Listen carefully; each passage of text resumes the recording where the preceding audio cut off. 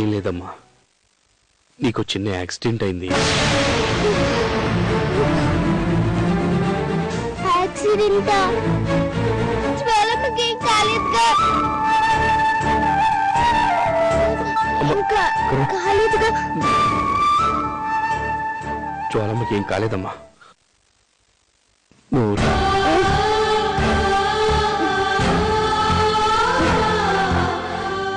జ్వాలకి ఏం కాదమ్మా.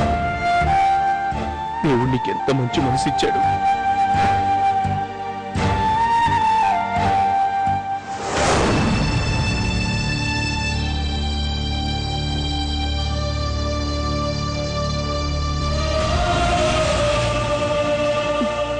జ్వాల, అమ్మ జ్వాల,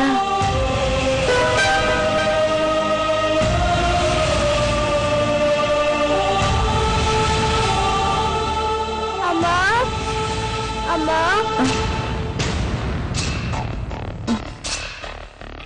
అమ్మా. నువ్వు రాత్రంతా ఎక్కడ పడుకున్నావా అమ్మా? అవునమ్మా, ఒక్కదాన్నే ఉన్నాను. అదేంటమ్మా, నాన్న లేరా? రాత్రే వెళ్ళిపోయారమ్మా.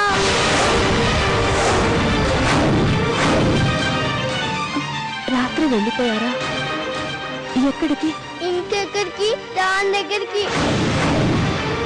రాత్రి నన్ను ఇక్కడి నుంచి కన్న ఇంటికి తీసుకెళ్లారు.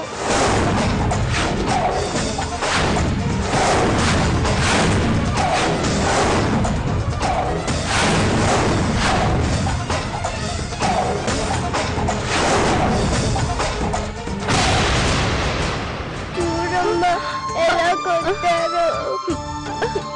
అమ్మా జ్వాల,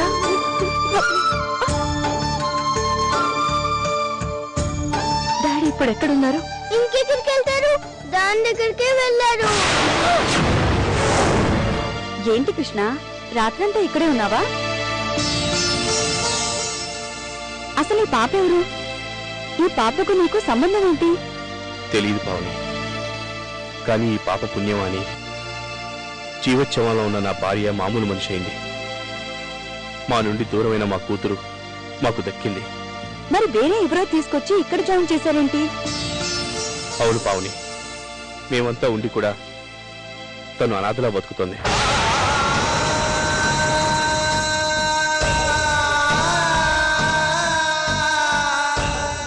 ఎందుకో తెలియదు కానీ నా కుటుంబం కోసం ఈ పాప ఎంత చేసినా నా వాళ్ళకి మాత్రం పాప నచ్చట్లేదు.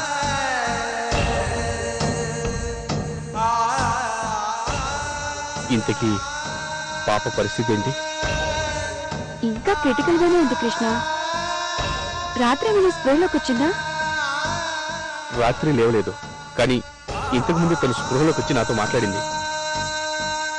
మళ్ళీ అంతలో నిద్రపోయింది. అవునా? అయితే ప్రమాదం ఏం లేదు, తను కోలుకుంటుంది. బంగారు కుటుంబం, చూడ ముచ్చటగా ఉంది. బ్రతికొచ్చానని కంగారు పడుతున్నారా? చచ్చిపోతే హ్యాపీగా ఉండొచ్చు అనుకున్నారా? అందుకే ఇలాంటి నీచమైన పని చేశారు.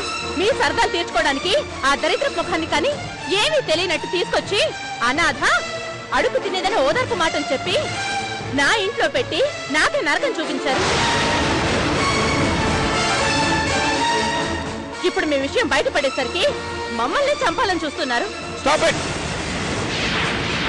అవును, ఇది చస్తే గాని మీరు మాతో ఉండరు. ఇది చస్తే గాని మన సమస్యలు తీరవు. ఇది చస్తే గాని మన బ్రతుకులు ప్రశాంతంగా ఉండవు. చంపేస్తాను, దాన్ని నా చేతులతోనే చంపేస్తాను.